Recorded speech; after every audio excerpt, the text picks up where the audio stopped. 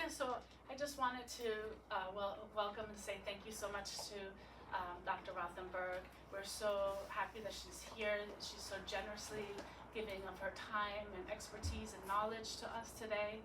And she's, thank you. You're very welcome. You've been a licensed naturopathic doctor for over 39 years, I think, right? Is that right? 39 years? It's my 40th year, yeah. Yeah, 40th year. And practicing right here in Northampton, so she does have a practice here in Northampton if anybody wants to see her. And she just, she brings a wealth of her experience and knowledge and commitment to integrative whole person care. And she's going to bring that tonight in her talk about osteopenia and osteoporosis, and just how to best support bone health care for us. So we're so happy she's here, and I'm just going to pass it over to her. Okay. Yeah. Thank you so much. And thank you to the Cancer Connection for having me. It's an incredible organization that some of you are here because you have some connection to cancer yourself or somebody you know or love, or you just are interested in bone health. It doesn't matter. This is a talk that's relevant for anybody that's interested in bone health. So it doesn't mean that if you've never had cancer that you came here and you're going to get cancer because you're here. Like, it's not related to that. It's not related to that. I thought I would start with just a brief overview of naturopathic medicine for people who don't know what it is. How many of you feel like you have a good understanding of what naturopathic medicine is? Okay, some of you. That's good. People online, I actually can't see you, so I'm sorry about that. I'm going to just talk about what the philosophy of naturopathic medicine is, the reason I'm going to talk about it is because I love it so much, and it really does inform all of my work related to bone health, related to cancer, really related to anything that a person might come in complaining of.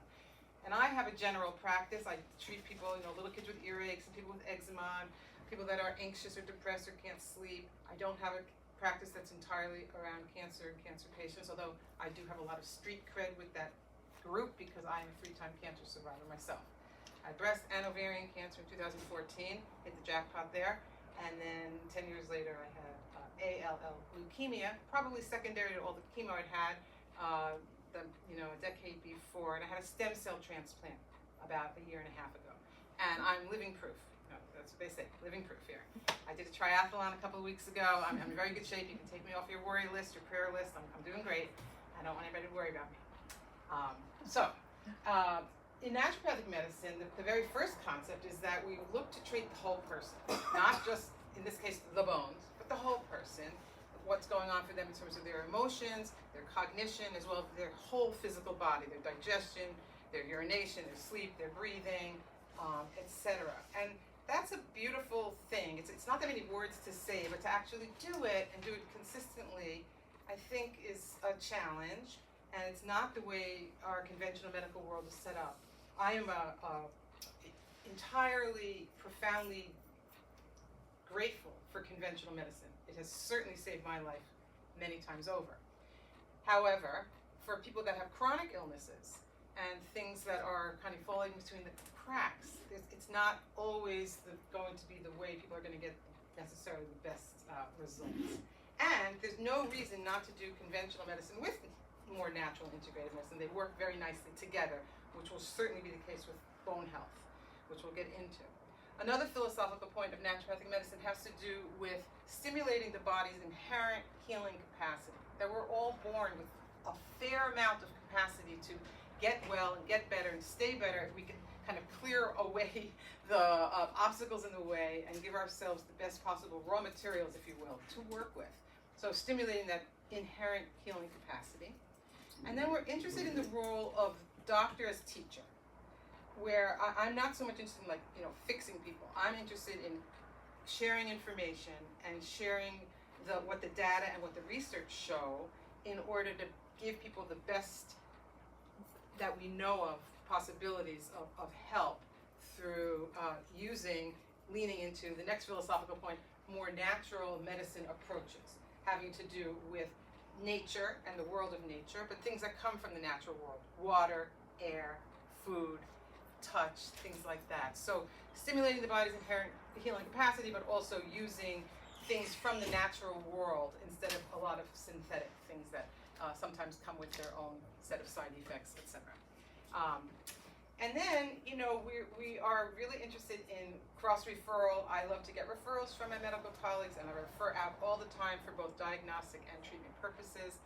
And that's sort of naturopathic medicine in a nutshell. It's a 4-year in-residence medical school after 4 years of college. Many people do a 2-year residency, and you have to be licensed to practice. This state, it took us 27 years to get a legislative effort through the state. Governor Charlie Baker signed that bill into law in 2017, and I am the recipient of license number 1. My husband, who's sitting in the back there, has license number 2. So, and he was nice enough to make sure that that happened, because he knew I really needed to be number 1 in terms of that. And we love our practice, and we enjoy it very much. Okay, so bone health. First thing I'd like to show is a very large bone. This is a large bone of a whale. This is a whale vertebrae that we found on a beach some years ago on Block Island, which you probably are not allowed to take, so don't tell anybody. I'm bringing it, and I'll leave it out for people to admire, and you can touch it later, and you can hold it, and I wouldn't advise smelling it, although it doesn't really smell too bad anymore. But it's really kind of remarkable, like what a bone is made out of in terms of the combination of calcium and collagen and all other kinds of goodies, and we're going to talk about all of that. But I like to bring a visual to let us think about the miracle of bones and bone health. Okay. Amy, Yes. can I just, for people online, I think that with the movement, it's going in and out, the sound for them. I don't know, but because the sound's coming from the sound bar, that's where it's picking it up. So Okay. if you're able to maybe, like, just know that the sound is, Okay. that's how they're getting I can stay right in this maybe, area. Okay. yeah, I only really just need to pick up the bone once. I'm not going to. No, actually, that Continue with I that. think was okay. I think Okay. it's just in the movement. But Okay. yeah, if All right. possible. I'll try to be more still. It's going to be hard for me. So, when we talk about bone health, and I appreciate that everybody here has different needs and different challenges, different diagnoses. You've been through different things in terms of your figuring out what's going on with your bones. You've tried different approaches, maybe through diet and supplements, maybe through drugs, some of those oral, some of those injections. Some of you are cancer patients currently, or you've been cancer patients, and the treatments you've had were hard on your bones. We're going to talk about that. And so I can't address every single kind of person, but I'll give you the general background as best that I can. Let's talk first about what bones do. You probably think about this never, but I'm going to invite you to think about the incredible role that bones play in our body. Obviously, they're there for structural support. They enable us to be able to stand up here and move my arms and be on my 2 legs, etc. And that structural support is very important, kind of gives us our shape, if you will. And then bones act to be very protective. So your skull is protecting your precious organ of your brain. Your rib cage is protecting the precious organs of your heart and lungs and parts of your digestive system, obviously. And the bones your muscles are attached to your bones, so they enable us to move. And anybody who's ever had a movement challenge because they broke something or they strained something or their bursa is swollen or whatever, you can appreciate that it's hard to move effectively if your bones aren't aligned well and if they're not connected well to your muscles and the tendons and ligaments and soft tissue that keeps it all going. Bones are also involved with storing minerals for you in your bones, like calcium and phosphorus, that are then released when needed. It's a beautiful orchestration that happens. Just physiology in general is a beautiful thing, and the bones play a big role in that kind of storage. Vitamin D is stored in the bones as well, and we release that when we need to for both brain health, immune system health, and more. And then, of course, somebody like me who's had a stem cell transplant, and where my bone marrow was basically destroyed completely before the stem cells were put in, I really learned about and watched a lot of videos around how the bones create our red blood cells, our white blood cells, and our platelets. And I watched those videos, those YouTube, a lot of them are kind of cartoony, or through microscopes, because I wanted to be able to visualize that happening in myself after I got the transplant, visualizing my bones miraculously accepting, like they don't totally understand how the transplanted cells make their way to the marrow, and then once they get to the marrow, how they know to differentiate into the red blood cells, the white blood cells, and the platelets. It's all sort of a miracle. And everybody's bones are doing that all the time. You're not asking them to do that. They are doing that in response to various things that you come in contact with and various other needs that your body has. So that's kind of amazing. There is there's also a way that your bone marrow will be stimulated when you need more energy in terms of putting out more red cells that carry the oxygen all over your body. So when we think about osteoporosis, the main thing people think about is breaking bones and having fragile bones and vertebrae collapsing. And these are all true and they're terrible, but it's important to understand that bones play a bigger role than only being there to possibly break. they play a much bigger role. And they're constantly changing and adapting. That is part of the process of bone health, which we're going to talk about in a minute. Bones are made up of a few different things. They're made up of collagen. Collagen is that soft tissue stuff that if any of you, are any vegans in the crowd here? Maybe online there's some vegans, sort of vegan-y. Most of you are eating animal stuff, at least sitting here. You know, the knuckles around the chicken bone, that gristle around, the steak. A lot of this stuff has collagen in it. And the collagen is important and is a big part of what bone is made up of. It helps keep bones from being too brittle. If the bones are too brittle, then every time you fell, you break something. So collagen, which is on the somewhat inside the bone, also on the outside of the bone, helps the bone be a little bit more supple. And that's why we use collagen as part of a treatment plan for osteoporosis, which we will talk about in more depth. But it provides more flexibility and adds resilience so that, one time when this is not a story I'm very proud of, but when my children were little, my last kid was really into being like a police officer, kind of thing. And he used to like to direct traffic and, hand up and do this. And one time, he was about 3, and we were leaving a parking lot somewhere, and he was backing the van up like this, and he stepped out onto the hot pavement, and he ran like that way. And I ran over his foot. Literally. I literally ran over his foot. It was like, oh my God, I'm such a bad mother. And we immediately took the foot, we stuck it in an ice bucket, we drove him to the emergency room, nothing broke. Nothing broke. Well, little children's bones are softer anyway, and they have more bones when they're little, and I'll talk about that in a minute, but the bones are sort of flattened out. And then they bounced right back, and he was totally fine. And it's a great story. Yeah, my mother ran over my foot once. So anyway, a lot of that is due to collagen, that softness there. The other thing that bones are made up of, calcium phosphate. That's the mineral that is really in charge of keeping your bones hard and sturdy and giving you that ability to move and have structure and be protective, all of that. The bone cells in the bone, there are a lot of different kinds of bone cells, but the two important players to learn about, think about, know about, and because they are relevant when we start talking about the drugs used for osteoporosis. They're osteoblasts, those put down new bone, and there's osteoclasts, they break down bone. And we are in a constant process of breaking down and building up. It's called bone remodeling. And it happens in earnest when you break a bone.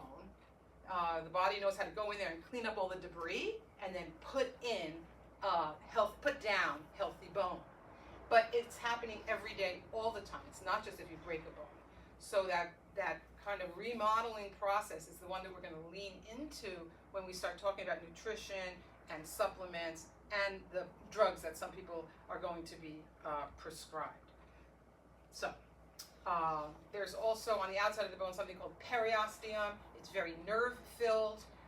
That's why when you whack your shin on the way to the bathroom on the edge of your bed frame, it hurts so much. Oh my God, I can't wait to do that again. That's the periosteum that is responding because it's filled with nerves. It also creates a scaffolding for the collagen and the calcium to land on to make healthy bone. Okay, so what are the main risk factors for osteoporosis? You probably know some of them. Just getting older is one risk factor. I oftentimes will say to patients, I had a patient today who's 76, breast cancer patient, and I said to her, well, you're not going to die a young woman, like it's true. She's already 76, so that's good. But as we age, and it's also quite a bit around genetics. If your mother and your grandmother had osteoporosis, it's a little bit hard to beat, but you can, and you got to start young, which it's not good to tell people who are already older, but there is a genetic component. Smoking is direct correlation with osteoporosis. Being white is not in our favor, those of us who are white. Estrogen deficiency. So that can be caused by having early menopause. Maybe you have early menopause because you had cancer when you were younger and they removed this and that and the other thing. No more periods. Some people had issues with eating disorders and they were amenorrheic. They didn't menstruate for years at a time because they were too underweight. Some women who are just underweight don't menstruate. You need a certain amount of fat to be able to create the hormones that you need to get the menstrual cycle going.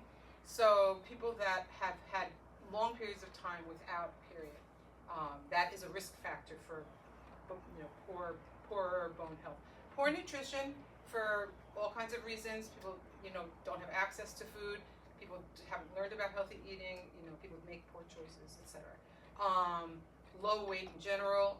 Anybody who's under 110 pounds is at risk for osteoporosis, unfortunately. So, having other ailments. There are other illnesses and diagnoses besides cancer that put people at risk for osteoporosis: ulcerative colitis, celiac disease, HIV/AIDS, other autoimmune diseases, chronic liver and kidney illnesses.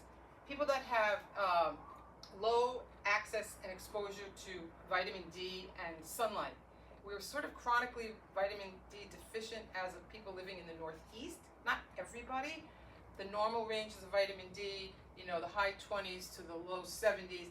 I prefer to see my patients who have osteoporosis or who have had cancer in the higher range of normal, 45 to 60 in there. It's hard to get that strictly through diet unless a person spends quite a lot of time outside. So that is a common supplement that we use, which we'll talk about in a minute. Excess alcohol intake robs the bones of calcium, so that's never going to be working for us. Lots of other reasons not to drink,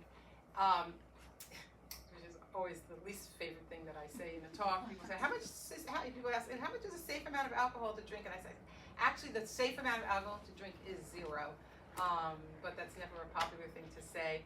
We can argue about it later if you want, but that is the safe amount. Okay, stress. This one is like, I hate to say it because who doesn't have stress? But stress increases the cytokines. Those are the pro-inflammatory agents in our blood and that circulate in our body, and they can also lead to bone loss.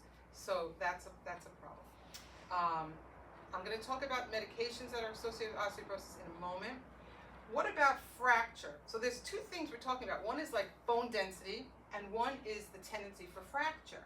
And so the risk factors for fracture are not all the same for the risk factors for low bone density. And I will say that 95% of fractures happen from a fall. Okay, 95% of fractures happen from a fall. So a lot of what I'm doing with my osteoporosis patients is, yes, I'm working on them to increase bone density as we can, but I'm also like, let's just review everything about your house.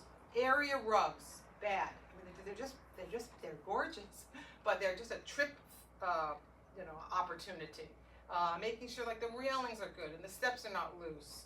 And then other risk factors for fracture have to do with cognitive decline. When people's minds are not working as well, they don't make as good decisions. That is another risk factor. Insomnia, people are walking around a little bit tired, a little bit out of it, a little bit fatigued, not quite in their body as much as they might be. That's another risk factor for breaking a bone. A history of having broken a bone is a risk factor for a future break. For a lot of different reasons, but it is, whenever I have a patient that's had several breaks, I'm more concerned about them having another break.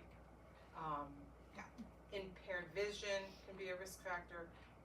People that have peripheral neuropathy, now we know some of the chemotherapeutic agents cause peripheral neuropathy. For some people it's short-lived, for other people it goes on. peripheral neuropathy, if you can't feel where your foot actually is in time and space, that is something that can lead to falls. So we're always trying to help people reverse peripheral neuropathy. Balance issues, a lot of people have them for all kinds of reasons, and there are ways to treat that and address that, which we will talk about. And then there are other things that can put people at risk for falls, but those are the main ones. So, okay. If osteoporosis is diagnosed very early in somebody, then we're always worried about, is there really a problem with their parathyroid glands, which are little tiny glands that sit right by your thyroid, and I don't think that's probably the issue for most people here at this talk. That has to do a lot with calcium absorption and metabolism. Okay, so medications. I'm not a big fan of drugs, although drugs have saved my life many times. So, I feel like there's a time and a place for everything, including drugs. And that said, there are certain drugs that we know cause a problem with bones, and some of them are very, very commonly prescribed. And remember that whenever there's a side effect like that from a drug, it's usually dose dependent. So it's how much of it you're taking it for how long. And for a lot of people, they might need to stay on a drug that they're on, but they don't need it at that dosage, and they don't need to take it as frequently. And it's a conversation that I encourage my patients to have with the person who prescribed the medication. Because while it's quite easy to write a prescription and give somebody a drug, what's a little more challenging is how to de-prescribe and how to get the person off the drug safely without just yanking people off drugs. That doesn't work. And I personally never take anybody off a drug I didn't prescribe. And because I have no prescribing rights in the state, it's not going to be me. But I can certainly coach a patient on how to have a conversation with the prescribing doctor. Do I really need to be on this benzodiazepine? I think it's like causing fill in the blank. Okay. And also, I'm not blaming doctors here, because it's a lot of times the patients who go into the doctors who say, I want this drug. I saw a commercial on TV about my depression, my insomnia, my anxiety, fill in the blank. And doctors are pushed to prescribe, even if it might be against their better judgment. So, yeah. And for a lot of the things that these common drugs I'm going to list out in a minute are prescribed, there are some wonderful natural medicine approaches to address the very same problem. So when somebody comes in, like the best example is proton pump inhibitors, all of the things for gastroesophageal reflux disease. These drugs are given out like candy, and now you can get them over the counter, and all of them are associated with decreased bone density. All of them. There's not a good one out there. And there are many natural medicine approaches for the treatment of GERD. Maybe we can come and do a talk on that sometime in the future. Okay, so it's also true that some drugs people are on are essential and they're never going to get off of them, and that's okay. We're going to work around that. But it's for the ones that maybe there's some wiggle room that we can try to have these conversations. Corticosteroids are like the #1 drug that we know affects bones. It's certainly true, and it's been known for a long time, that steroids in high potency over long periods of time are very hard on the bones. But more recent research really shows that even short-term usage of steroids has an impact on the bones. So a lot of times people are given steroids, they really need them. They have terrible, terrible poison ivy, or they have really, really bad joint issues, and there's certainly a time and a place, but being aware that they do cause a decrease in bone density. The SSRIs, which are like everybody and their dog, literally, are on these days, it seems, they are not great for bone density. And I've had patients say to me, I'd rather have terrible osteoporosis. I am not going to not take my SSRI because it's such a quality of life thing for them. I get that. And I just am here to tell you that these drugs are not only having whatever positive effect they have the back end as well. So that's like the Celexa, Lexapro, Prozac, Zoloft. They increase the amount of serotonin, that's the happy hormone, which is really great. It helps the mood, but the serotonin accumulates in the bone and it increases the activity of the osteoclasts, the ones that are breaking things down. That's the mechanism of action there. And then the SNRIs, the selective norepinephrine reuptake inhibitors, also are not great on the bones. Cymbalta, Effexor. And for some people, depression is partly aggravated by certain nutrient deficiencies, being low in certain B vitamins, B12, folic acid, iron, magnesium, which are also things that can lead to bone loss. So it's a bit of a double whammy. Okay. Aromatase inhibitors, I personally have been on anastrozole for 12 years. I think I don't know anybody else who's been on it that long. It happens that my family doesn't tend to get bone issues. I have very healthy bones, touch wood, at least at this moment. They just shut down your ability for estrogen to have an effect on your body, and estrogen is protective to our bones. So when we take things that shut down estrogen, we can certainly run into problems with our bone density. Similarly, androgen deprivation, any men on the call who are working with prostate cancer to be given Lupron, that's also going to be hard on the bones, and it's also going to be hard on the muscles. Muscle loss, which is called sarcopenia. Sometimes people can get osteosarcopenia, where they have both bone loss and muscle loss, both. And part of the problem for that is that those drugs also cause inflammation. We talked about stress and inflammation, how that can break down bone further. All the drugs that are hypnotics, that help people sleep, that help them chill out, chillax, as my kids would say, those drugs can lead to fractures because people are a little bit out of it and not quite as, with the program when they're walking around. So the benzodiazepines, Lunesta, all the ones that end PAM, those can be hard on the bones. All the acid blockers, we talked about those. I'm not going to go into that. Okay. There's other drugs that also cause bone density loss, but I think that's enough. You get the flavor of them. And this is the time when I like to tell people, when you're working with your doctor and you have a diagnosis, either a new diagnosis or you're looking for new approaches to it, and the doctor recommends a medication, it's, okay, you're going to go home and do your homework, but you always want to ask, is this a forever drug for me? Is this a forever drug, or is this one that we're going to be working with for a while and then we're going to try to get me off? It's just good to understand, and I think it's good for people to. I ask my doctors that all the time, am I going to be on this forever? What's the deal with this drug? It plants the seeds so that more doctors, I think, will start thinking about the idea of deprescribing, because right now in America, people over the age of 60 are on average taking 5 or more medications. That's a lot. And you have to start thinking about drug-drug interactions, drug-nutrient interactions, drug-herb interactions, just like we would think about supplement herb, it doesn't all play well in the sandbox. You kind of have to know what you're doing, and sometimes less is more. So, okay. So the tests we use, many of you probably have had bone density tests. The DEXA scan is sort of the gold standard for that. Do people want me to talk about the scores, or people have a pretty good sense of what the scores actually mean? People get the results and they're like, what does this actually mean? You basically want to have, they're comparing your bones, the T-scores are comparing your bones to the bones of a healthy 20 to 29-year-old. And some people say well, why would you compare to that? Why at 70 should I have the bones of a 25-year-old? That's just the standard, that's the ruler that somebody thought of, that's what they do. So if your number is between 0 and -1, that's considered a healthy bone. If you're between -1 and -2.5, that's considered osteopenia. If it's a bigger number in the negative, beyond 2.5, that's considered osteoporosis. So many of you have had scores done on your hip, your femur, different parts of your body, maybe your wrist, depending on where you get it done. And you might see every 2 or 3 years, they'll give you the number and they'll give you what % you've lost since the last test. And sometimes these numbers are horrifying. You see, you lost 17% since your last test. Oh, maybe the last test wasn't until 4 years ago or something like that. And you're like, well, that's not a good number, and I certainly can't keep losing 17% every 4 years. I'll be in the negative entirely, by the time I'm 80. So these are the numbers that people work with. And some of the drugs that are used really do help bump those numbers up, but they don't always reduce the risk of fracture. So that's the main problem. And the drugs sometimes come with some side effects. But we're going to talk about that. Okay.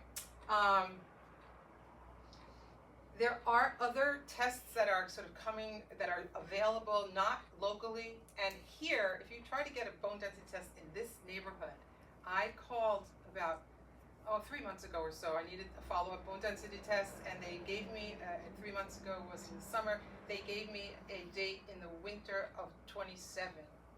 It was like 2 years, I was like, wait a minute, which year? You know, like I'm sorry, that's when we can do it. So I actually had it done in Boston. They seem to have more machines, I guess, or more techs that can use the machines.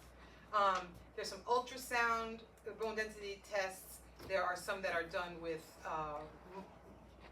it's kind of a radiography with echographic multispectrometry, it's called a REMS. They don't have it here, so I don't think we're going to look at that. The CRX is a blood test that looks at the breakdown of your collagen. Now, the CRX test you can do it, you can ask your doctor to order it for you. A lot of doctors are not as familiar with it.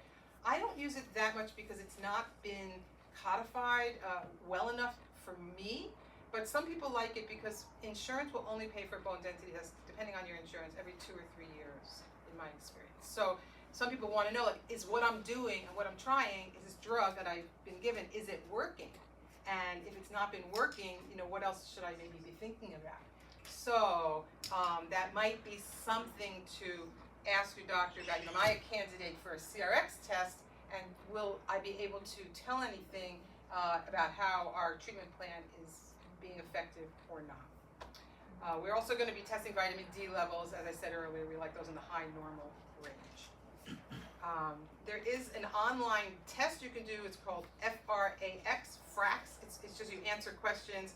It has to do with different risk factors, and it'll give you sort of your potential for breaking a bone in the next X number of years. And, you know, it has some value. I'm not sure if it's the most important thing. Other things that we can follow, people that have lost teeth. You know, people that have lost more than a few teeth. That's certainly a risk factor for osteoporosis. People who've lost height. People who have, you know, seen in the mirror that they're really starting to hump over. Yes. Okay. So that's everything I wanted to say about bones, what they do, their role, how we are at risk for osteoporosis, etc. Now in terms of treatment, much more interesting. But I do like to give the background, because otherwise the treatment seems a little bit left field to me. Let's talk about diet. Well, let me just ask, are there any questions so far about anything I've said before we move on to diet? Yes? Someone asked if tamoxifen is on the list. Tamoxifen for 5 years is on the list. I asked to clarify that question. Okay, so tamoxifen is a very interesting case. Tamoxifen is an anti-estrogen. It blocks estrogen receptors like aromatase inhibitors, but it's used for people that are premenopausal and who are still getting a period, so generally younger women. In younger women, tamoxifen is not good for bones. It tanks the bones. In women that are postmenopausal, tamoxifen has been shown to increase bone density. So whereas they always give tamoxifen to younger people and almost never to older people, because tamoxifen can put you at a little bit of risk for uterine cancer. So if somebody doesn't have a uterus, it's safer to use the tamoxifen, but a lot of people still have a uterus, even if they're not menstruating, so you don't want to give them tamoxifen. But if I have a postmenopausal woman who does not have a uterus and has bad osteoporosis and needs to be on some kind of estrogen blocker, then she's a candidate for tamoxifen, but not a younger premenopausal woman. I don't know if that clicks for people, but that's my understanding. Okay. Any other questions thus far?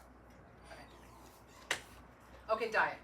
So, you know, as is probably not news to anybody, we are sort of an overfed, undernourished society. I'm not talking about people in this room necessarily, but in general, we eat a lot, but we don't necessarily eat foods that are as health-giving as we might.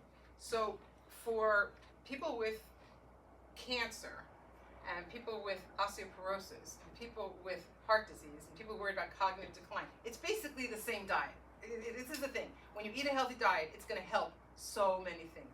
Prevention of type 2 diabetes, prevention of, you know, all kinds of nasty things. So when we talk about an anti-inflammatory diet, or a Mediterranean diet, it's basically characterized by, and I'll just list it out here, it's basically a lot of fruits and vegetables, a Those polyphenols are so good for your bones, and they're all over the fruits and vegetables. Lean proteins in whatever format you're eating them. Eggs, chicken, you can have some meat if you want it, eggs, I said, dairy, nuts. These are all things that are high in protein, but you want to go with the more lean ones. Then healthy fats, we usually think about really leaning into the olive oil, avocados, nuts, whole grains that have a lot of fiber, so not the refined stuff, but the more whole grains, rice and quinoa, things like that. Soy, I will just say for breast cancer people who have heard a lot about soy, don't do soy, it causes breast cancer. That has been debunked, that is not true. Soy in all its forms, soybeans, tofu, edamame, soy milk, it all works to take up estrogen receptor sites. So it itself is anti-estrogen, which for most people who have estrogen receptor positive cancers, they want that. So there's no reason to avoid soy unless you're allergic to it or something. And healthy oils, and not really a lot else. So not a lot of processed foods, not a lot of refined sugars, not a lot of alcohol. That is the best diet for osteoporosis, just like it is for a lot of other things. Then with osteoporosis, we add a few things. We want people to have, for women, it's about 1,200. For men, it's about 1,200. For women, it's about 1,000 milligrams of calcium a day. That's a combination of their supplements, if they're taking them, and their food. So people can, so they hear that number and they think, oh, I should take a supplement with like 1,200 milligrams of calcium. That's way too much because you're going to be getting some in your food. But if you eat it all, you're going to get some calcium. A little dairy, anything, your leafy greens, fish. I didn't list fish out when I was talking about protein. Excellent source of protein, obviously. So we don't want to overdo the calcium. It's not good for your heart. So you don't want to take a supplement that has the full amount that you need. It's better to take supplements that are a little bit less with the calcium and the right kind of calcium, which we'll talk about. Okay, so in terms of protein, you need protein to make healthy bone. And the amount of protein that you want, you can do this on your phone with me right here if you want. I can tell you approximately how many milligrams of protein you need a day. So if you take your phone out and get your calculator out on your phone, everybody knows, just type in your applications, find your calculator. Okay? We'll just do it, we'll take a minute, we'll do this together. You're basically going to put in your weight in pounds. Let's say you weigh some number, okay? And then you're going to divide that by 2.2, okay? And that's going to give you your weight in kilograms. All right, so you're all going to be around, 60, 50, something like that. Then you're going to multiply that times 1.2, and that gives you the number of milligrams of protein we need a day. Most of you are around 60 or 70, something like that. Okay, so that's a number to have in the back of your mind. And I never ask patients to do I often ask patients to do a week of a diet diary for me. I really want to see what they're eating and how they feel with what they're eating. But if somebody is trying to increase their amount of protein in their diet, I say to them, look, just spend 3 or 4 days, you can pull up on your phone, on your computer, a protein counter for food. And, I will say, if you have a piece of something, a piece of fish, a piece of chicken, a piece of whatever, the size of about a deck of cards, that's usually about 25 or 30 grams of protein, okay?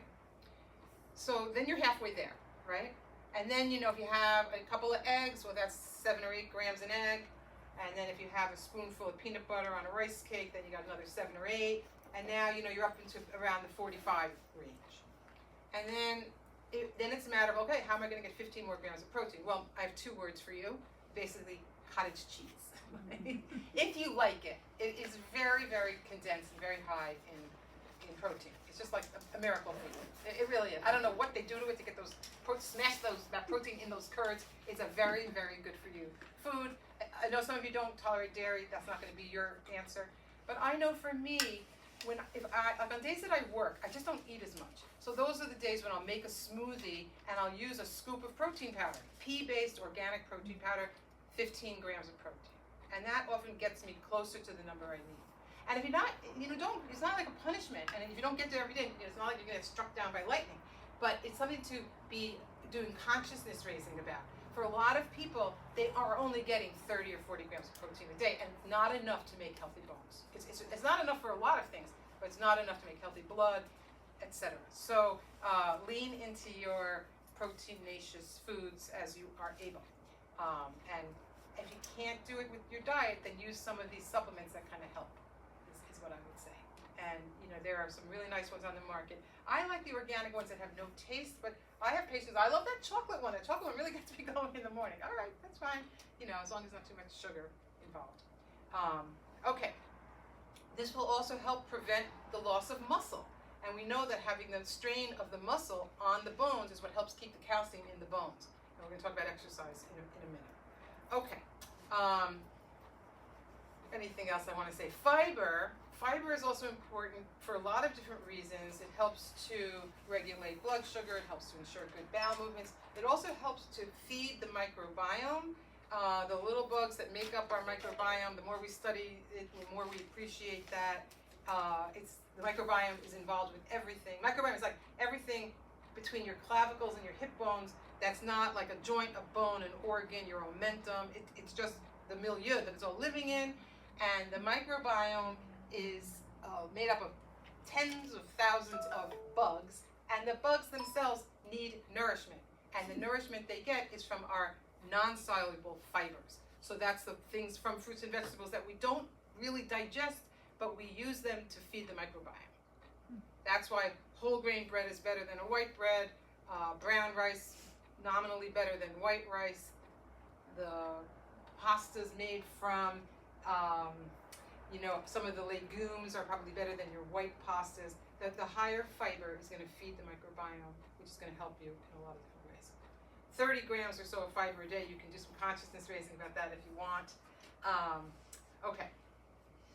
The other thing to reduce overall inflammation, for those of you who are like a little osteoporotic or osteopenic, but you also have some joint complaints, one of the ways that we know you can reduce overall inflammation, which is also a great anti-cancer thing, is to elongate your overnight fast. So I used to be the kind of person who would nosh until about 11, wake up at 6 with my one foot on the floor, the one foot in front of the refrigerator door for my bowl of cereal.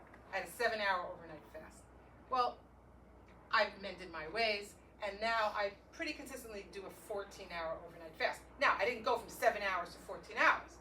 I elongated it slowly over the course of several years. The body adapts and adjusts beautifully. It helps tidy things up. A lot of theories about why it works.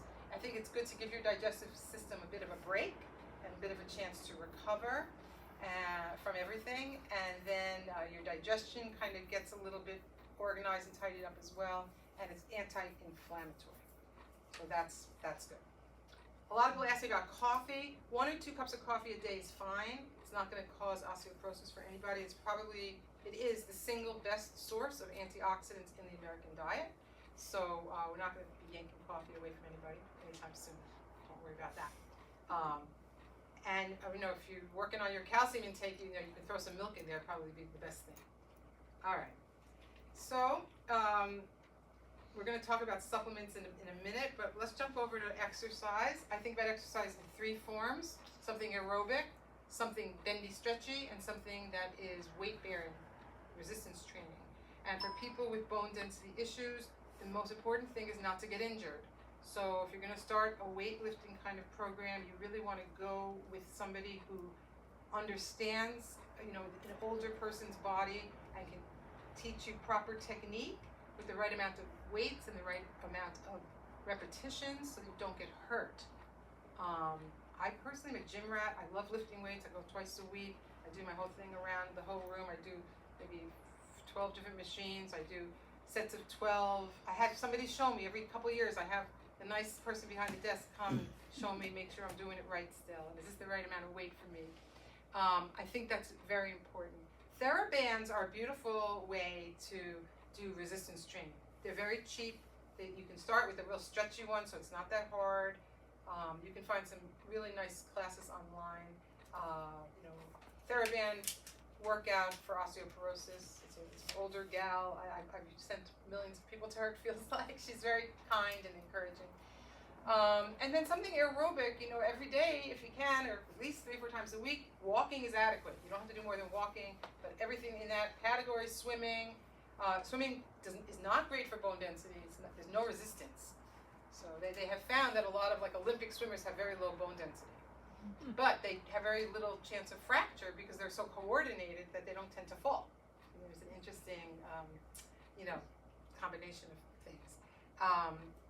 But riding a bike, also not a lot of stress on the bones. But if you like it and get you outside and it's good for your spirit and it's aerobic, then do it. You got to do something, dancing, anything.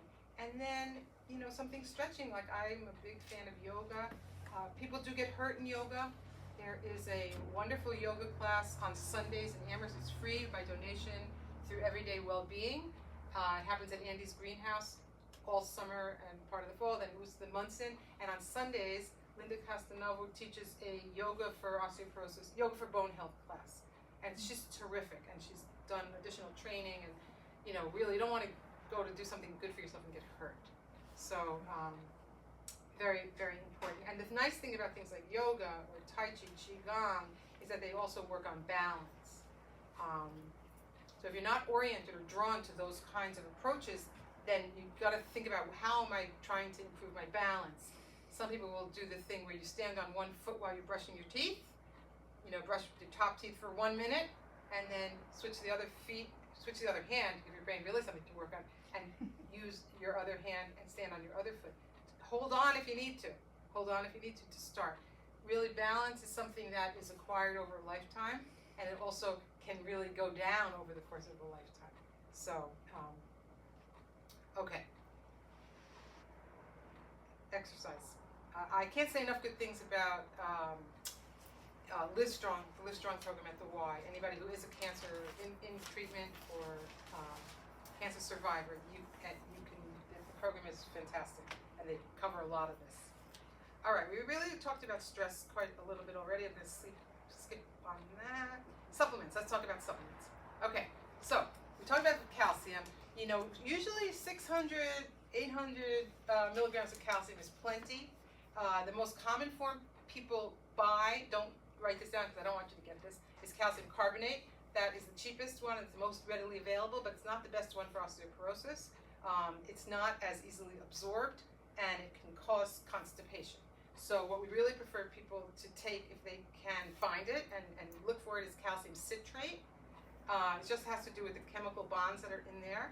And it's also safe to take if you have a history of calcium oxalate kidney stones, which calcium carbonate would not be. So that is important about the calcium. And again, for women, we're aiming for about 1,000 milligrams a day, for men about 1,200. And the difference between, it obviously depends on the size of the person. Like one of our kids is a coach in the NBA, and like the people he's dealing with, he's like 6'10". Like they probably need a little more calcium than that. But for most average sized people, that's the amount that we're going for. Okay. And remember that the high calcium foods that you would be looking at in your diet are fish, dairy, leafy greens, soy, and then some fortified foods, which I'm not a huge fan of. The things that have a lot of, some of the cereals, some of the breads, they do add calcium to those. Vitamin D, very, very important thing, and we are usually going around that 5,000 IUs a day. But it depends on where you're not. I had a patient recently came in, their vitamin D level was a 9, which I had never seen that before. So like they're going to have a lot more to start. We're going to retest in 3 months, and then we'll probably come down. But you can work with your provider to figure out what's the appropriate amount of vitamin D for you. And remember that vitamin D, like vitamin A, like vitamin E, vitamin K, they're fat soluble. So that means that you need to eat fat for you to be, not at the same minute, but you need to have fat in your diet. The whole no fat phase, that was never a good idea for a lot of different reasons, but it's really not good for being able to absorb, particularly a vitamin like vitamin D. Okay. How much should you have? Well, I usually give people between 3,000 and 5,000 IUs of vitamin D.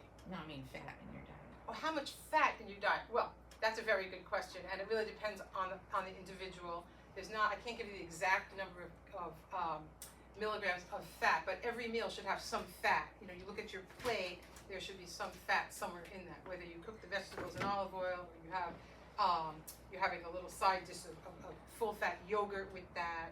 You just want to be sure that each meal has some fat. And it's also important just for satiety, you know, that whole concept of feeling full. Like, we like to feel full. We don't want to feel over full. And a lot of times people don't listen to whether they're feeling full or not. But fat is an important part of feeling satisfied with what you're eating. All right, vitamin K. Vitamin K is another vitamin. People don't talk about it as much. It's very important for bone health. And we find it especially in meat and dairy and in fermented foods. And our fermented foods are the ones that help really promote and support a robust and diverse microbiome. So, you know, anything from real pickles or a little bit of sauerkraut or yogurt. Those are beautiful foods, miso, to integrate into the diet. There are two types of K2. The vitamin we're after is K2. There's MK4 and MK7. You don't need all these details. But the one that is best for bones, that has been shown to increase bone density and reduce fractures, is the MK4. And we want 45 milligrams of MK4 in a supplement. So a lot of supplements you can buy now have MK4, vitamin D, and calcium in them, all in one supplement. And those are the ones that you want. You want less number of pills if you can take them. And those are the three that are the most important to have there. The only contraindication would be for a patient that's on warfarin, a blood thinner that's not used very much or as much anymore, but vitamin K will interfere with the efficacy of warfarin. So that's an important note there. Okay, the other supplement is collagen powder. So collagen powder comes in different flavors and no flavors. It is an animal product. There are vegan collagens for any vegans in the room. You can find vegan collagens. They are mostly derived from seaweed. So the people that have to be careful with that, people who have hyperthyroidism, they don't need a lot of seaweed with too much iodine. But shy of that, you can find vegan collagens. You have to take more of them, and they're more expensive, I'm just going to say, than if you're going to use the animal-based collagens. And I try not to have people do anything like that every single day. It gets to be a bit much. Although, if anybody in the room drink coffee, actually, collagen goes beautiful into coffee. I have so many patients that stick it right in their coffee. It doesn't change the texture, it doesn't change the flavor, it doesn't change the way that the coffee makes them feel, like, or enables them to have a bowel movement, or whatever people are taking their coffee for. So you can use your collagen right in your coffee. And then if you have a habit, like I always say to people who are trying to adapt or adopt a new habit, try to tie it to something else that you do all the time. So if you know you always have coffee, well, then that's a good time to put your collagen right in your coffee. If you're not a coffee drinker, then collagen, you can put it in a smoothie, you can mix it in soup, you can mash it into mashed potatoes. It really doesn't take up much space, and it doesn't change anything too bad.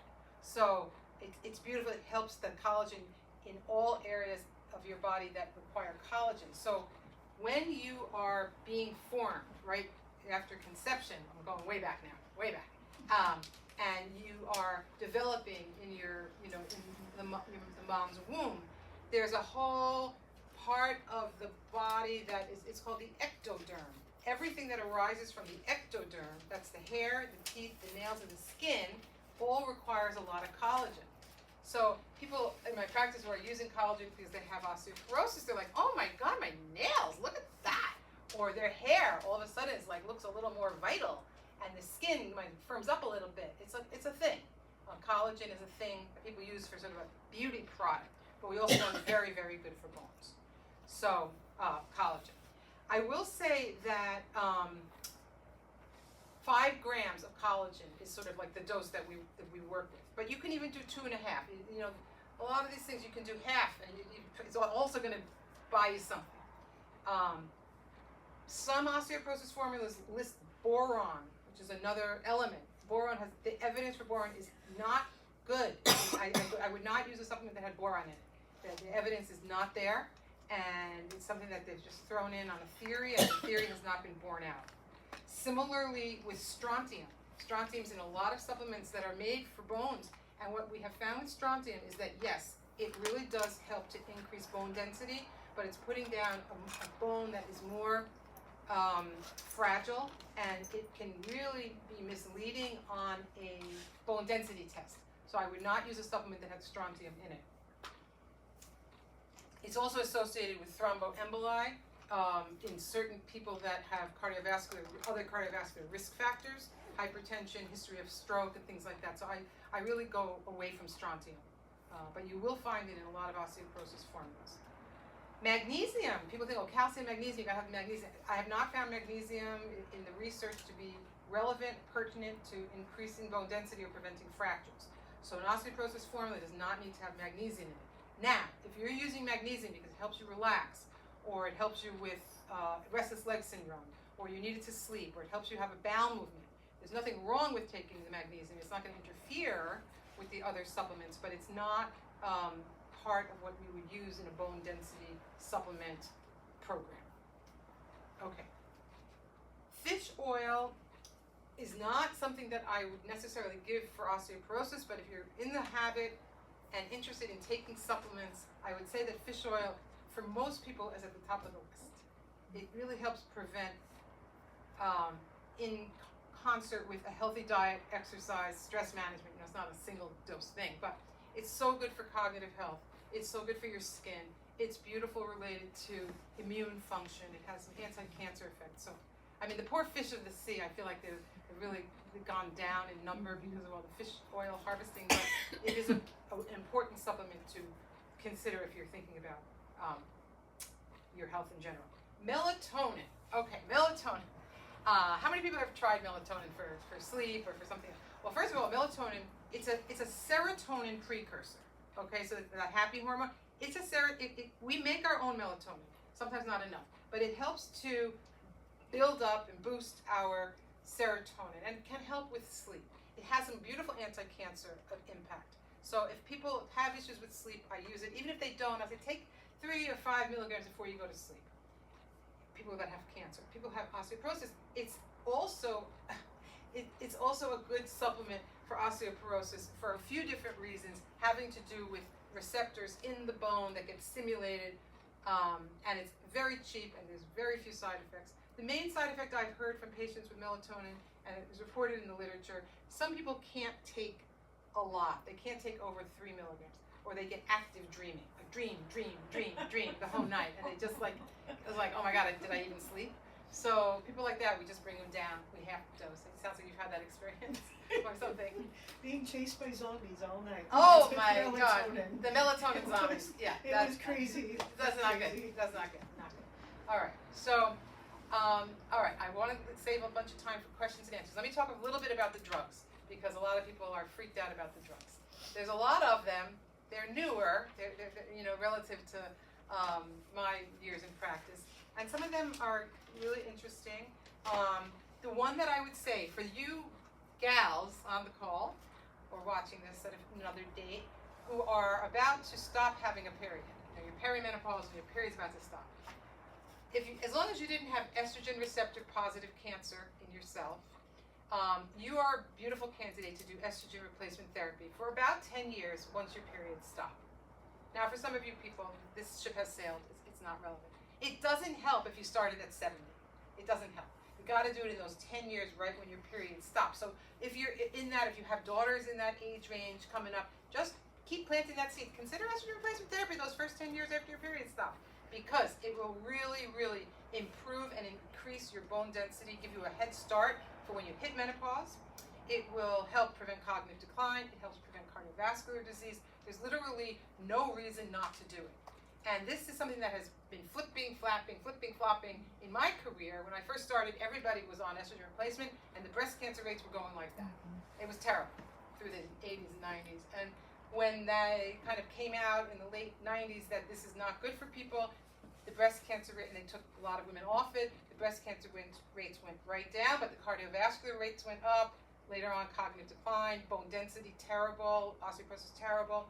And then in the early aughts, they started to use the estrogen therapy, but they balanced it with progesterone and maybe some testosterone, and it was more of something that the body recognized in a better way.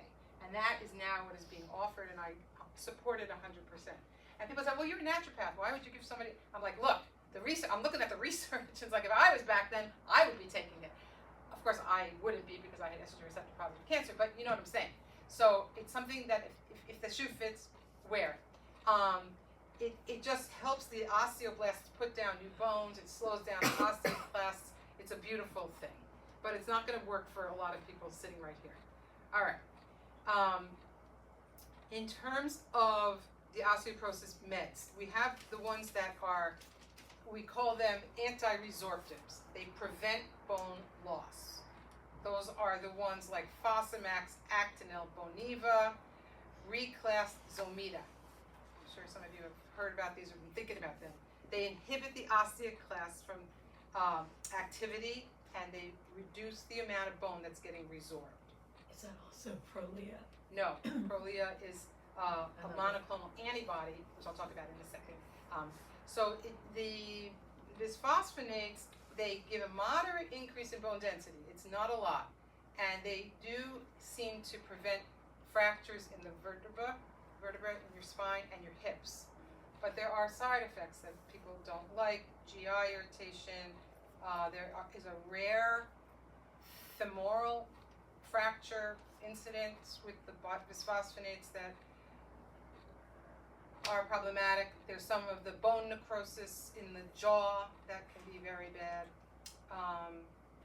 So the upside of the bisphosphonates is that they're very affordable, relatively speaking.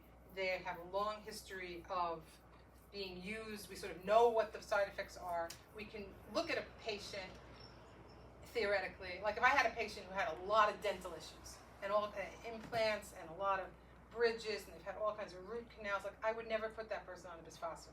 They were already like a walking target of having bone necrosis in the jaw. You know, so I would, if it were me, and again, as I said, I am not prescribing these drugs, but I would not recommend that one in a conversation with the person who would be prescribing them. There are, a lot of people don't like them because you got to take them this often. They don't feel well when they take them. They get a lot of GI problems, but they're also facing down the pipe of like really bad bone density. So a lot of my patients will say, do you think I can try all the natural stuff for a couple years and then repeat the bone density? I was like, yes, you can, but like it depends on where you're starting. You know, we're not going to bring you back from the dead, or when somebody with very, very bad bone density, it's going to be harder to use the natural stuff and get positive effects. The Prolia, which is a monoclonal antibody, they block the osteoclast formation and activation, and they increase bone density for sure. They have an infection risk, and they can make somebody get into a hypercalcemic state, too much calcium floating around in the body, which is hard on the heart, hard on the kidneys. It's also expensive. People like it. It does require to be on it for years and years, and people that go off of them then can really, the bone density can really go down quickly. So that's one where people get on it and sort of have to stay on it, and a lot of patients are scared about that. Then there are anabolic drugs that build bone, like Forteo is probably the one people might have heard of or seen ads for. That is a synthetic form of parathyroid hormone, and it stimulates the osteoblast activity to lay down new bone. So that's how that one works, and that is effective for preventing spine vertebral fractures, not as effective in the other areas. But people can develop dizziness from that and leg cramps. Yeah. So there's it doesn't I know it sounds like there's no real good answer, and that sounds true. And then we also have lots and lots of patients who've taken these drugs based on the best possible drug for them at that time, based on the drugs that they had to be on for their cancer. A lot of cancer drugs are really, really hard on the bones. I mean, terrible. Tacrolimus, you know, for people like me who had transplant, I was on for 6 months, and that's very hard on the bones.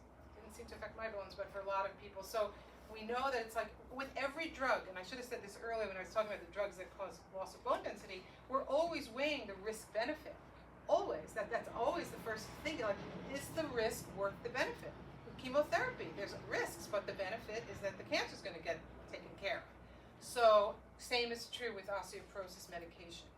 And I think, you know, it's always a conversation with the prescribing doctor. Like, is this going to raise my bone density? Is it going to prevent fracture? You know, like to just really have the conversation and see what your options are, see what you're at most risk for in terms of side effects, and what could you do to help prevent the side effects. Also, some drugs cause side effects, but we have, the patients come to me, they are doing well on the drug in terms of the bone density, but they have side effects. Well, then I can use the natural medicine approaches to address the side effects. So I can stay on the drugs, get the benefit of the drug, but address the side effects that they're having. And that's something to certainly consider. There are other drugs like Evenity that increases bone formation while decreasing resorption, but it is very, it has been shown to cause some cardiovascular risk factors. So like I've had a patient that had chemotherapy that was really hard on the heart, plus left-sided breast cancer, and they had radiation. I'm already worried about their heart. I'm not going to put them on, recommend that drug for them, because that one has more of a tendency to cause cardiovascular problems. Okay.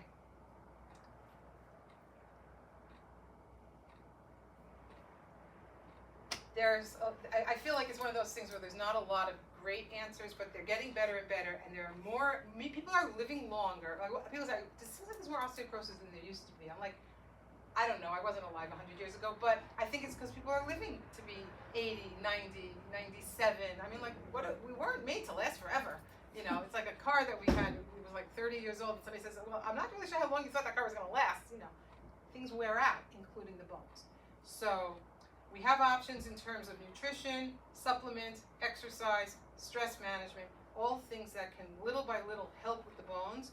And then for some people, at some point, the drugs are going to be offered, and then there's a conversation about which is going to be the best one with the least potential for side effects and the most potential for improvement. Okay, I'm ready for questions. Yes? A couple. What do you think is the best bone density test at Cooley Dick? You mentioned bone density test there. Yeah, I think And being able the to go to basic Boston. the basic one that they're going to do is going. Which is the They only MRI. offer that one that I'm aware of at Cooley Dick. Yeah. I don't know if anybody. I just got one. I don't know, like 3 months ago. Is it Oh, like okay. MRI there? No, it's not an MRI. It's a DEXA scan. Yeah. Bone scan. Okay. Yeah. And you feel that's sufficient? Yeah. Okay. It's the state of the art, and it's been standardized. So they say that you should get it on the same machine with the same technician. Well, in what world is that going to happen? I don't know. And it doesn't hurt, and it just takes 5 minutes. And they usually measure your height beforehand, and they ask a few questions. But yeah, I think that's the gold standard at the moment. And then my other question is, Yeah. do you have any experience with helping patients with the aromatase inhibitor called letrozole? Yes, yeah. Well, it's a very common one. There's letrozole and anastrozole. There's a few others. And the people that I am working with who come in because they know that's a good drug for them, but they're not feeling well on it, it's usually in the musculoskeletal area, in areas related to mood and affect, in areas related to interest in sex, libido, difficulty just in the genital area in general. Those are the main things people come in complaining of. And, for a lot of those people, we're always having the conversation. I had a patient today who came in and she had early breast cancer. She was older. She was well into her 70s. She was told that she had a 3% chance of recurrence. And she was being put on an aromatase inhibitor that was going to half her chance of recurrence. Well, she declined it because she's only had a 3% chance of having a recurrence. So now she's going to want to.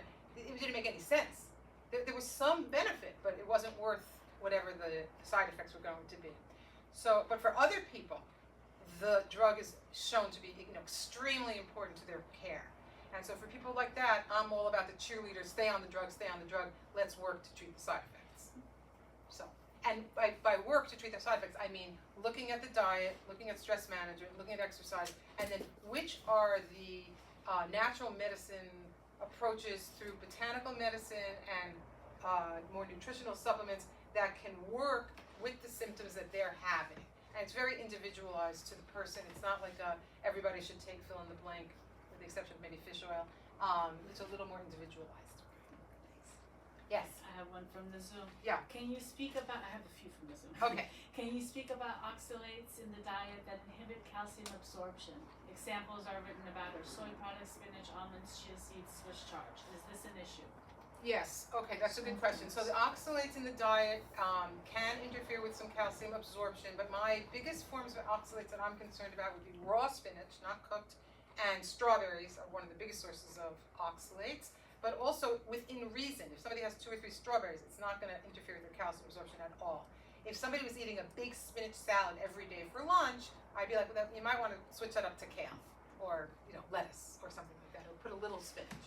So it's not a big concern for me. It's also a concern more with people who have a history of calcium oxalate kidney stones. Those are about, I think, 90%, check my math, of kidney stones are calcium oxalate. Not all, but most are. So if somebody had a history of that, I would want them to go back and ask, were they calcium oxalate, if they were able to catch them.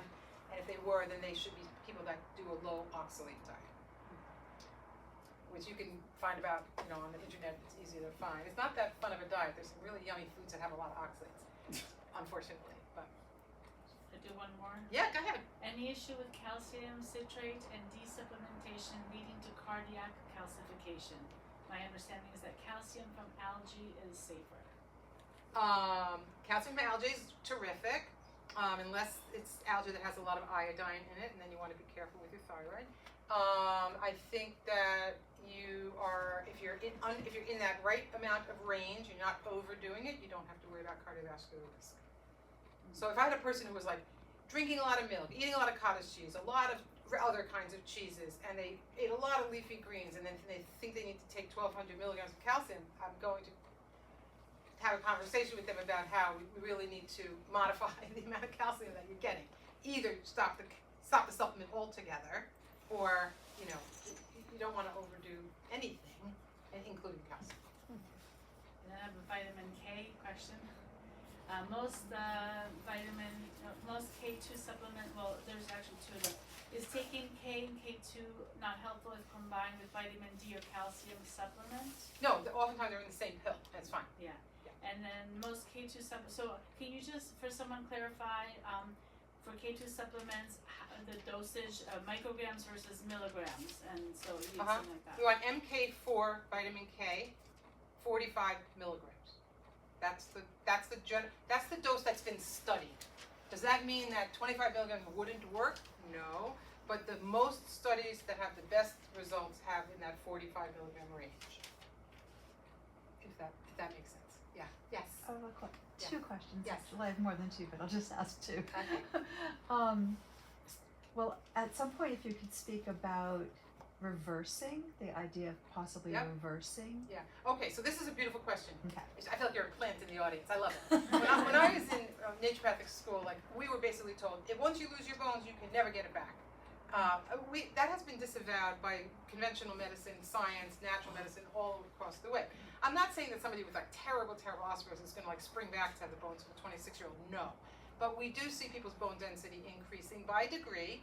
And for a lot of people who come to me, cancer, no cancer, they're osteopenic, we can certainly help them maintain what they have. Barring, if somebody comes to me right at the beginning of menopause, and they don't, because most bone loss happens in the first 10 years. If you can get through the first 10 years and not lose a lot of bone, you're not going to then all of a sudden start to lose a lot of bone. It just, most of it happens in that first 10 years. That's why the estrogen use early is so important. So what I would say is that you can build back, but the key is that you want to build back healthy bone that's of a good quality. We're not just interested in quantity. We want it to be of a good quality, mix in with that collagen so that it actually has a tendency to break less potential for breaking. Does that answer your question? Yes. Okay. And actually related to that, what about reversing from osteoporosis then to Right, so I've had patients who have osteopenia? been osteoporotic who are now osteopenic. I've seen that with natural medicine approaches, and I've also seen that with the drugs. But with the drugs, I'm a little bit more tentative about celebrating because I'm concerned that while the bone density did improve, I just want to make sure it's good quality bone. And that's why everything that we talked about in terms of the natural medicine stuff, you can do along with the drugs. It's not like if you do the drugs, you can't do the other stuff. So for me, if I have a patient who's really being pressured to do the drugs, I'm like, go ahead, do the drug, pick the right one with your doctor. And then also, let's do these other things. And then I think that you're then kind of covering all your bases. And yes, I have seen people go from osteoporosis to osteopenia. I have seen that. Yes. I actually years ago went from osteoporosis to osteopenia Yep. with a breast surgeon. I never had breast cancer, Okay. putting me on a Vista relaxapine, which Okay. I've been on for years. Yes. And it has heart and builds bone and everything Yeah. else. And I've had no side effects. And Great. I've taken it probably for 15 or 20 years. Great. But you don't hear about it. So, What's just a it question called? about that. What's it called? Relaxapine or a Vista? Yeah, and it's true for some people. The thing about side effects with any drug, most people are not going to get the side effects. But for the person who gets the side effects, it doesn't matter that only 2% of people get it. If it's them, that's 100%. Right. So just. So I'm Well, so yeah, glad for you. Yeah, I don't hear about it though. So in terms of putting people on it, Oh, I have heard of that. Okay. Not just through things related to cancer. What is it? Yeah. What is relaxapine? I mean, what well, category? Vista's the relaxapine is the generic. Yeah. That is Evista. Yeah. Is Yeah. the Vista, Yeah. but again, it's a breast cancer preventative. I think breast cancer patients are sometimes put on it for 5 years, like tamoxifen. Mhm. I was It's put on breast it cancer. as a preventative because there was so much breast cancer in my family, but my bones got better, and I've just continued on it. And I've never had any, the cramps or anything like that. That's great. So. That's awesome. Yes. Do you have a recommendation for collagen? Oh, peptides or- there are a lot of them on the market. I try to encourage people to get them that are organic. I don't have any proprietary relationships with any companies. I often recommend the collagen from a company called NBI. I have no relationship to them, but it's organic. It's 2 kinds of collagen that cover sort of the bases with what collagen is. It's these strands, 3 strands of amino acids that are kind of braided together, if you will, and they have different biochemical makeups, and that one I have used with patients over the course of many years. What's it called? NBI is the name. NBI. N as in Nancy, Oh, NBI. yeah. But I mean, I think you could go to the co-op or any health food store and find good quality collagen. But I would look for organic. What about calcium supplement? Is there one you recommend? Since I really don't. There's so many on the market, and if somebody comes to visit with me in my office, I do give them some specific recommendations. But it really feels more important to just get the right amounts and balance with the vitamin K and the vitamin D, as opposed to the brands. So specific brands. Yes. I have a question about bone quality. It's my understanding that the bone scan doesn't really measure bone quality, Correct. and there's no real way to understand bone quality. This is what I'm asking you this Yeah. because when I broke a bone and the doctor was putting it back together, and he said the bone quality looks good, Okay. and I don't really understand what that. Why would the bone quality look good, but on the bone scan I have osteoporosis? That's a really good question. I don't know. Did you break a bone since you've been osteoporotic? Yeah. Well, I mean, I think that I think that's exactly the question to be asking. How can we figure out? How can we assess the quality of the bone? I don't think the bone scans do that. Right. And so what winds up happening is that people start breaking bones, and then it's like, well, that's not a good solution. That's not an answer to your question. I don't know what the answer is to that question, but I do know that using something like the CRX in your blood can help you understand that the things that you try to integrate and start and work with in your diet and supplements and exercise, are they having an effect? And at least you can see, am I still breaking down my collagen at some kind of rate? And getting a baseline and then checking it again in 6 months, you'll know if you are maybe breaking down less bone. But I don't know how you would look at the quality of the bone without breaking it and looking in it, Right. which is not a good idea. Yeah. It's not a good idea. Because I knew someone else who, broke the bone and the doctor said, the quality is really bad, you know? So, I know that there's a bit, it could be a huge difference when they're looking at the interior of the bone. I know, I think it's Is a that really what good it is, idea. the interior of the bone? Yeah. Mm. Well, if they're in there surgically, a lot of bones, nobody's gonna look inside a broken bone. It's not needed, because you just kind of get them joined and they know how to heal because of all those osteoblasts that we were talking about before, and putting down new bone. But in a case where you have to have surgery, they're getting in there looking at it, I'm sure there's something that they're visually seeing. Right. I've never done a surgery like that, I wouldn't know, or any surgery for that matter.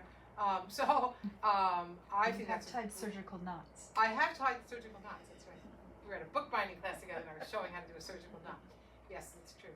We do, in naturopathic school, you do learn minor surgery for things on the surface, but nothing deep like in a bone. Yeah, so that's a really good question. I don't know the answer to It would be nice if there were, future tests Yeah. that would tell us more. I'm gonna write to my guy, I got a guy, there's a wonderful book, it's called Fracture Proof Your Bones, by John Neustadt.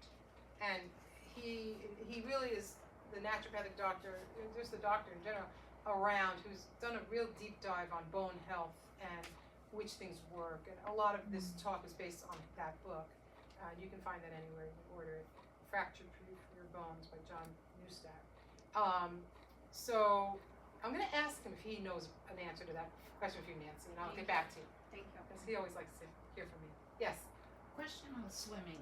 swimming, If you swim with like swim fins, does that add resistance? A little for bit. Bone health? a little bit. And also if you use the bells that have the weight, it's a little bit of resistance. But, when you're in the water, you're like, I don't know what the number is, half your weight or whatever, so it's less resistance even if there's some resistance. But the thing about swimming, and I'm a swimmer, I love to swim, I swim, a couple times a week, half a mile. It's very good for your mental health, you can't underestimate that in terms of the stress part, and it's very good for coordination and balance, and for working your core. So I always say to people, don't stop swimming, but just be sure that you're not only swimming. Okay, so water aerobics, if you're pounding on the bottom of the pool, is that still? Yeah, so like, let's say you weigh 130. When you're pounding on the bottom pool, you're really only pounding with like 50, 60 pounds. If somebody could do the math, I don't really know the exact math. It's just less of you. Right. So that's why it's not as much, good for the bones. One more question? Yeah.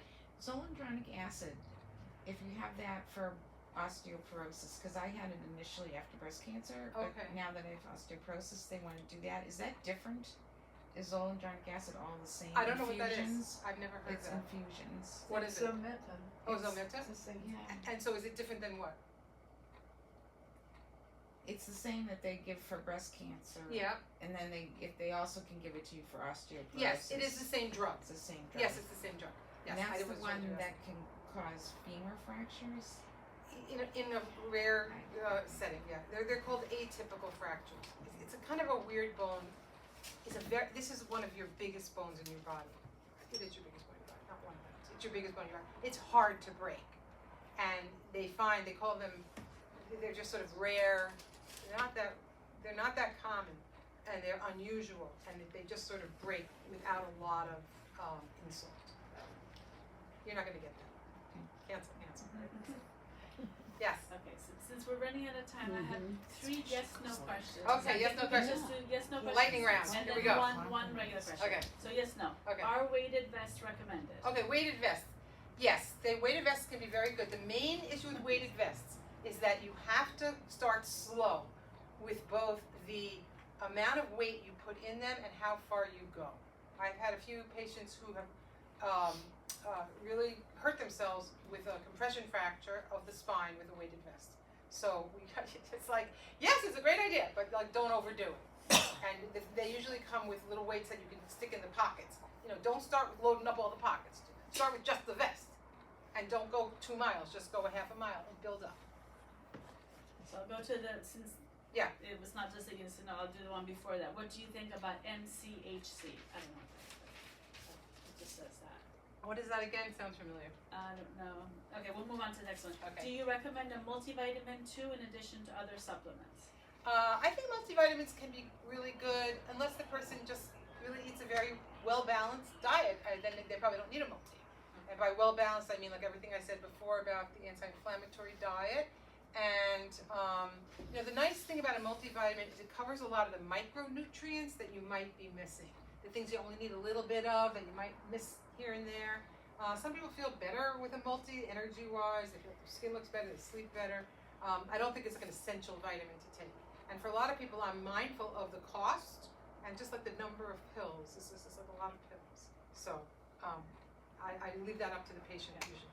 And then the MCHC someone's following up with, it's microcrystalline hydroxyapatite. Appetite, yeah. I don't think it's necessary in terms of the research done on the supplements that are best for osteoporosis are the ones that I listed for you. So you do see that one thrown in here and there, but I think it's a form of calcium, but I'm not sure. I can't remember. Yeah. I was just curious, a lot of things I've read are recommending a plant-based diet, and I just wondered what your thoughts Yeah. were around that. Yes, there's a big study that came out today, actually, about plant-based diets and overall reduction in the incidence of stomach and other GI cancers. I think that there is something to be said for them, but for a lot of people it's very hard to get adequate protein and collagen and without spending a lot of time in the kitchen or having a lot of money and being able to just have somebody cook for them or buy prepared foods and things like that. So I think for a lot of people that are wanting to eat a plant-based diet because of the environmental parts of besides the health, I totally understand it. But if it's a person who has a hard time healing from injuries and a hard time healing from infections and a hard time growing nice hair, it's just not working for them. So I think certain body types and certain individuals do better on a vegan diet or plant-based diet. And for the rest of us, if we're not doing a plant-based diet, we can lean into the concept of a mostly plant-based diet with also a piece of fish. Mostly a plant-based and also some eggs. Mostly a plant-based and also some cottage cheese. So it's like mostly plant-based, or having vegetarian days was great. A diet that's made up like all of meat and all that I don't think is good for anybody. It's very hard to sustain. It's really hard to maintain good quality bowel movements. People that do the ketogenic diet like that has been shown to be very effective for a few things, like glioblastoma, which I hope nobody ever gets, really rapid cognitive decline. There's some terrific research on ketogenic diet, but for most people or people dealing with osteoporosis, it's just going to be harder to get what you need. If you're the kind of person like me, I got to make a 5-minute dinner and I got to go blah, blah, blah, blah, blah. I don't have like hours and hours to be chopping and cooking every single day. But yes, there are benefits to the plant-based diet, mostly related to the polyphenols, the fiber, obviously the vitamins and the minerals, and it's also good for the environment. Not gonna lie. One other Yeah. question. Is there like you mentioned cottage cheese a bunch of Yeah. times, and I've seen it in things that I've been watching that cottage cheese is great, but what happens if dairy doesn't like you? Is there an alternative to cottage cheese that you'd recommend? Well, the whole world of my main issue that I have with a lot of, not with the people who are vegan in my practice, but the diets that they eat, a lot of it's very processed. So because they're trying to make replacements, there's so many dairy replacements that are vegan. They're often cashew based. They're often based on other nuts. They're based on some legumes, and it's just ultra processed. And they have to do stuff to it to make it do that. Although not all of them, and you have to read the labels. And so I haven't ever seen a vegan cottage cheese, but I've seen some terrific and tasted some terrific vegan cream cheese. No, I meant more in the protein Yeah. and vitamin. Oh, I see Yeah, what you're saying. no, I see what you're saying. Equivalent, yeah. Yeah. Yeah, Well, I yeah, think the amounts. legumes have a terrific protein, Yeah. profile. And they Love have my lentils. what's that? Love my lentils. Yeah, you love your lentils. Good for you. All the beans. I mean, like really, they have a Yeah. lot of protein, and they have some good fats in them, and they have fiber, non-soluble fiber, which is really good for your, prebiotic stuff, and nuts. I mean, except the problem with nuts is that they're fattening, and so while particularly cancer survivors, everybody should be eating at least a handful of nuts a day. And we always say your hand, not your husband's hand, like that big claw thing. It's your hand, and any kind of nuts. Cashews least. Cashews are the least good in that realm, anti-cancer wise. But yeah, I think the legumes and the nuts and yeah. Some vegans will do a little fish. I'm always like, oh, have a little fish, you know, if I want them to get more protein. Thank you. You bet. I have one last question. Okay, and one last question. I don't know if this is, but are you taking new patients? I think is what it Oh, actually is. yeah, I am thought taking it was new a new patients, yeah. drug because it said new Patium. Oh, new patent. Yeah, I take new patients. patients. I do. And I work by Zoom, and I also work in person, and I love to see patients. And I book out a couple months usually, and my husband also is in practice with me. So, okay. Thank you so much, and good luck to everybody. Thank And, you. Thank you. Thank you. And, if anybody wants my book, it's for sale. yes, and do you Great. want to let people know that we're recording this because the audio thing was